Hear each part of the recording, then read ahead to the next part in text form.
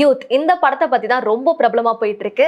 பிரபலமா பேசக்கூடிய படமா தான் இருக்கு அப்படின்ற மாதிரி தான் சொல்லணும். கென் கர்னாஸ் இவரோட ஃபர்ஸ்ட் டெபியூ டைரக்ஷனோட படம் இது. ஃபர்ஸ்ட் டெபியூ தானா அப்படின்னு கேட்டீங்கன்னா ஆமா. அவர் நிறைய படத்துல வந்து ஒரு சைட் ரோல்ஸ்லாம் அந்த மாதிரிலாம் பண்ணியிருந்திருக்காரு. எந்த அளவுக்கு ஒரு இம்பாக்ட் கிரியேட் பண்ணிருக்கு இந்த படம். ஏன்னா இந்த படத்துக்காக நிறைய பேர் நிறைய பில்டப் கொடுத்துருந்தாங்க. கென்னோட அப்பாவா இருக்கட்டும், கர்னாஸா இருக்கட்டும், கிரேஸ் அவங்க அம்மாவா இருக்கட்டும், அதுக்கப்புறம் ஜிவி பிரகாஷா இருக்கட்டும், தனுஷா இருக்கட்டும், இந்த மாதிரி கிட்டத்தட்ட ஒரு அந்த படத்துக்காக ஒரு பயங்கரமான ஹைப் கிரியேட் பண்ண ஒரு படம். இந்த ஹைப் கிரியேட் பண்ண அளவுக்கு அந்த படம் வர்த்துதானோ அப்படின்ற மாதிரி தான் இருக்கு. ஏன்னா கிட்டத்தட்ட ஒரு பல வருஷங்கள் கழித்து இந்த மாதிரி ஒரு படம் பாக்குற மாதிரி தான் இருக்கு. இந்த படத்துல நிறைய இன்புட்ஸ் கொடுத்திருக்காங்க. முக்கியமா வந்து ஒரு ஆர்டிஸ்டுக்குமே வந்து அவங்களோட வேல்யூஸ் கொடுத்திருக்காங்க அப்படின்னு சொல்லணும். ஸோ கென்னோட ஃபர்ஸ்ட் பட டைரக்ஷன் அப்படின்ற மாதிரி இல்லாம ரொம்ப ஒரு டிஃப்ரெண்டா அதோட இதுக்கும் அவர் நிறைய படம் எடுத்த மாதிரி அப்படின்னு தான் இருந்துச்சு. சரி, ஓகே, இந்த படம் எப்படி இருக்கு அப்படின்னு பாத்தீங்கன்னா ரொம்ப அட்டகாசமா இருக்கு.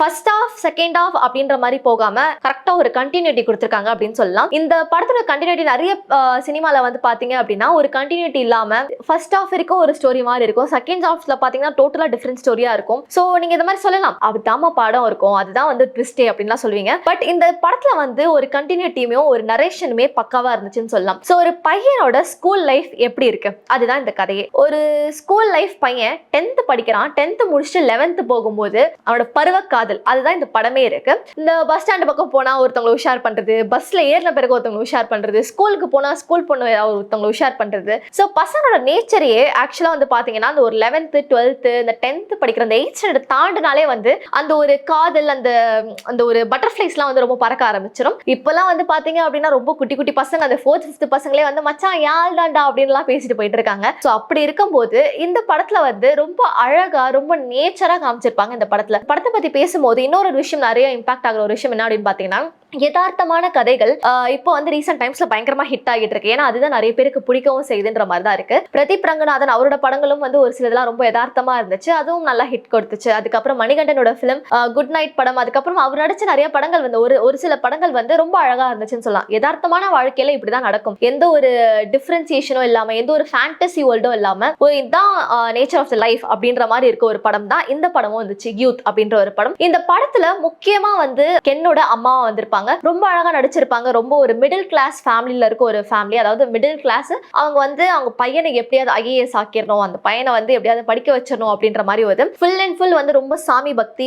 எல்லா வீட்லயுமே வந்து பையன் பொண்ணு அப்படின்னு இருந்தாலுமே அம்மாங்களுக்கு அப்படி என்னதான் இதுவும் இருக்க தெரியாது, பையன் மேலதான் ஒரு தனி பாசமும் இருக்கும். ஸோ அந்த மாதிரி தான் இந்த படத்துலயும் வந்து அவங்க பையன் வந்து எப்படியாவது 10th பாஸ் ஆயிடணும், எப்படியாவது 12th பாஸ் ஆயிடணும் அப்படின்றதுக்காக சாமிலாம் ரொம்ப கும்பிட்டு ரொம்ப இதுவா இருப்பாங்க. ஸோ ஃபுல் அண்ட் ஃபுல் வந்து ஃபேமிலி தான் அப்படின்ற மாதிரி இருப்பாங்க. ஸோ சூரஜ் வந்து அவங்க அப்பாவை வந்து நடிச்சிருப்பாங்க, கென்னோட அப்பாவை நடிச்சிருப்பாங்க. சூரஜோட ஆக்டிங்கும் வந்து ரொம்ப அழகா இருந்துச்சு. அதாவது இப்ப இருக்க ஃபேமிலியுமே சரி, மோஸ்டா வந்து அப்பாவுக்கும் பையனுக்குமே ஒரு ஏஜ் கேட்டகரிக்கு மேல செட்டே ஆகாது. யார் அவன் என்ன இதுக்கு ஓவரா பேசிட்டு இருக்கான் அந்த மாதிரி தான் வந்து ஒரு மோதலமாவே இருக்கும். ஆனா அதே வந்து ஒரு 25 வயசு அந்த 30 வயசு கிட்ட ஆகும்போது அப்பதான் அந்த அப்பாவோட பாசமே வந்து பசங்களுக்கு நிறைய பேருக்கு தெரிய வரும். பட் அந்த ஸ்கூல் டைம் பாத்தீங்கன்னா அப்பாவுக்கும் பையனுக்கும் எப்பயும் பெருசா ஒட்டே போகாது, இந்த நேரம் சண்டை சச்சரவா தான் இருக்கும். ஸோ அந்த மாதிரி ஒரு நரேஷன்ல தான் வச்சிருந்தாங்க. ஸோ கென்னோட என்ட்ரியுமே வந்து பாத்தீங்க அப்படின்னா ஸ்கூல் பையன், ரொம்ப அட்டகாசம் பண்ற ஒரு பையன், சொல்ற பேச்சை கேட்காத பையன், இந்த மாதிரி ஒரு பையன் தான். ஸோ அவன் வந்து எப்படியாவது அவனோட கோலே வந்து பாத்தீங்க அப்படின்னா வந்து காதல், எப்படியாவது ஒரு உண்மையான காதலை கண்டுபிடிச்சிடணும் அப்படின்றதுக்காக நிறைய பேர்கிட்ட வந்து விட்டு போடுவாப்புல.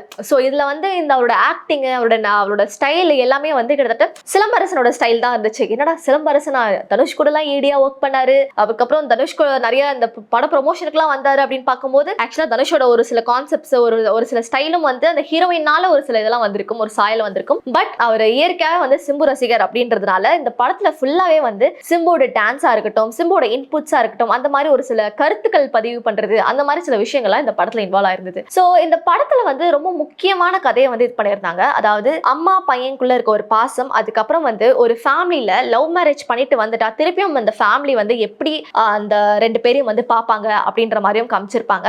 ரொம்ப வந்து ஒரு சிம்பிளிசிட்டியா காமிச்சிருப்பாங்க. ஒரு பையன் வந்து ஒரு பொண்ணு பிடிச்சிருக்கு அப்படின்னா அவன் என்னென்னலாம் பண்ணுவான் அந்த பொண்ணுக்காக அப்படின்ற மாதிரியும் காமிச்சிருப்பாங்க. எப்படியாவது ஏதாவது ஒரு பொண்ணை லவ் பண்ணி உஷார் பண்ணிடணும்பா அப்படின்ற மாதிரி ஃபர்ஸ்ட் ஒரு பொண்ணு வந்து பைபிளை வந்து ப்ரப்போஸ் பண்ணி லவ் பண்ணலாம் ட்ரை பண்ணுவாப்புல. சரி, அதுவும் வந்து ஃபர்ஸ்ட் லவ்வே வந்து ஓகே ஆயிரும். அதுவும் அது எப்படி ஓகே ஆகலாம், பனிஷ்மெண்ட்ல தான் ஓகே ஆகும். 2 பேருமே வந்து பனிஷ்மெண்ட் நின்றுட்டு இருப்பாங்க. ஸோ அப்படி ஒரு டாக் போய் அப்படியே வந்து ஓகே ஆச்சு. அப்படி ஓகே ஆகுன்ற போது தான் இந்த இடத்துல வந்து ஸ்கூல் டைம்ல காலேஜ் டைம்ல கேர்ள்ஸோட ஃப்ரெண்ட்ஸ் எல்லாருமே வந்து என்ன மாதிரி வேலை வேலைகள்லாம் பண்ணுவாங்க அப்படின்ற மாதிரி இந்த படத்துல செமையா காமிச்சிருப்பாங்க. ஆக்சுவலா வந்து பாத்தீங்க அப்படின்னா லவ் அப்படின்ற ஒரு கான்செப்ட் எடுக்கும்போது பசங்களுக்கு மட்டுமே பசங்க நல்லாவே சப்போர்ட் பண்ணுவாங்க. மச்சான் அந்த பொண்ணு உன்னை தாண்டா பாக்குது, இவன் இப்படி தாண்டா பாக்குறான் அப்படின்னு தான் சொல்லுவாங்க. ஆனா அதே பொண்ணுக்கு வந்து பாத்தீங்கன்னா பொண்ணுக்கு அப்படிலாம் சொல்லுவாங்க.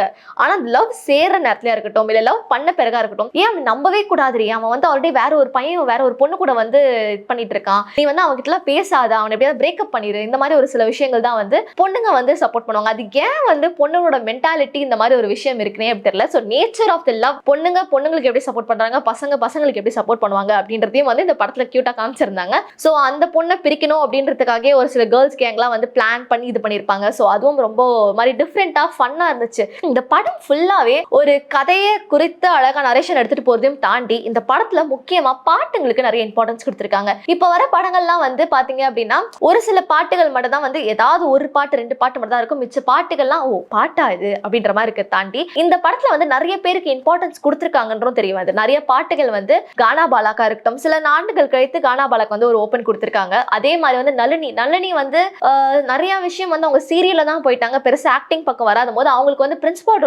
பிரின்சிபாலோட ரோல் கொடுத்திருந்தாங்க. ரொம்ப சூப்பரா இருந்துச்சு. as a பிரின்சிபாலா ஒரு டீச்சரா எப்படி நடந்துக்கணுமோ அந்த மாதிரி ஒரு நரேஷன்ல தான் அவங்களுக்கு கொடுத்திருந்தாங்க. ரொம்ப சூப்பரா இருந்துச்சு அப்படின்னு சொல்லலாம். சோ லாஸ்டா வந்து பாத்தீங்க அப்படின்னா இவங்க தான் நம்ம கதாநாயகி, அதாவது 3வது கதாநாயகி, சிறையோட ஹீரோயின் இருப்பாங்க பாத்தீங்களா அனிஷ்மா, அவங்க தான் வந்து இந்த படத்தோட கதாநாயகி, 3வது கதாநாயகி. செகண்ட் ஹாஃப்ல தான் வந்து பாத்தீங்க அப்படின்னா அனிஷ்மாவோட வெயிட்டே வந்து காமிச்சிருக்காங்க இந்த படத்துல. பட் சூப்பரா இருந்துச்சு அப்படின்னு சொல்லணும் அவங்களோட கேரக்டருமே. முக்கியமா இந்த படத்துல வந்து பாத்தீங்கன்னா கென்னோட அம்மா அப்பா தேவதர்ஷினியும் சுரேஜும், இவங்க 2 பேரோட ரோலுமே சூப்பரா இருந்துச்சு அப்படின்னு சொல்லலாம். நடுவுல வந்து பாத்தீங்கன்னா அவங்க அம்மாக்கு வந்து முடியாம போகும். சோ அந்த முடியாம போற டைம்ல எந்த அளவுக்கு வந்து சுரேஜ் வந்து அவங்கள பாத்துக்கிறாங்க அப்படின்ற மாதிரி அந்த ஒரு சில கிளிப்ஸும் வந்து காமிச்சிருப்பாங்க. ரொம்ப அழகா இருந்திருக்கும். ஒரு ஹஸ்பண்ட்னா இப்படிதான் வேணுமோ அப்படின்ற மாதிரிலாம் யோசிக்கிற மாதிரி இருக்கும். அந்த அளவுக்கு வந்து நல்லா இருந்துச்சு இந்த படம். ஓவராலா அப்படி சொல்லணும் அப்படின்னு பாத்தீங்கன்னா ஒரு சில கேரக்டர்ஸ்க்கு வந்து நல்லா இம்பார்ட்டன்ஸ் கொடுத்திருக்காங்க. ஒரு சில பேருக்கு வந்து கம்பேக் கொடுத்திருக்காங்க. நளினி, கானா பாலா இவங்களுக்குலாம் வந்து ஒரு கம்பேக் மாதிரி. அதுக்கப்புறம் நிறைய சாங்ஸ்க்கு இன்புட்ஸ் கொடுத்திருக்காங்க. முக்கியமா வந்து ஜிவி பிரகாஷ் வந்து இந்த படத்துல ஒரு டிஃப்ரெண்டா இருந்துச்சு. அவர் சாங்ஸ் எல்லாமே வந்து அந்த மியூசிக் கம்போசிஷன்ஸ் எல்லாமே வந்து நிறைய சீன்ஸ்க்கு இம்பார்ட்டன்ஸ் வந்து இந்த மியூசிக்ஸ் மூலமா இந்த பிஜிஎம் மூலமா நிறைய எலிவேட் பண்ணிருக்காங்க அப்படின்ற மாதிரி தெரியுது. ஸோ ஓவராலா சொல்லணும் அப்படின்னா கண்டிப்பா இந்த படம் தாராளமா போய் பார்க்கலாம். ஃபேமிலியோடையும் சரி, உங்க பார்ட்னரோடையும் சரி, ஃப்ரெண்ட்ஸோடையும் சரி, தாராளமா இந்த படத்தை போய் பார்க்கலாம்.